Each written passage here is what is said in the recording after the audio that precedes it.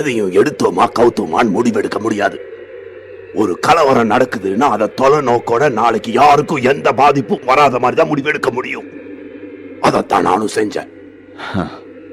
சுலபமா தீர்க்க வேண்டிய பிரச்சனைய உங்க சுயலாபத்துக்காக பெருசா வளர விட்டுட்டு இப்ப சப்ப கட்டு கட்டுறீங்களே. தீக்குள்ள விரல விட்டா சுடுன்னு சொல்றேன்.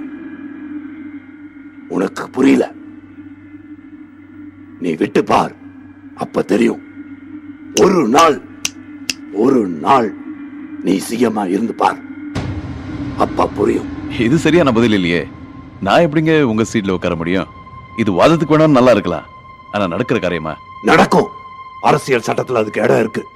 சின்னதா ஒரு ஆர்டினன்ஸ் போடலாம். ஒரு நாள் இருந்து பாரியா? நானா? நீங்க ஜோக் பண்றீங்க. நான் சீரியஸா தான் சொல்றேன். ஒரு நாள் நீ என் நாற்காலியில உட்கார்ந்து பார். என் நாற்காலி ஒரு முள் படுக்க, என் பதவி ஒரு முள் கிரீடம்னு உனக்கு புரியும். அதுல என்ன பண்ண முடியும் என்ன பண்ண முடியாதுன்னு உனக்கு பளிச்சுன்னு புரியும். அதுக்கப்புறம் முதல்வர் பதவி எவ்வளவு கஷ்டமானதுன்னு நீ என் நாட்டு மக்களுக்கு எடுத்து சொல்லு.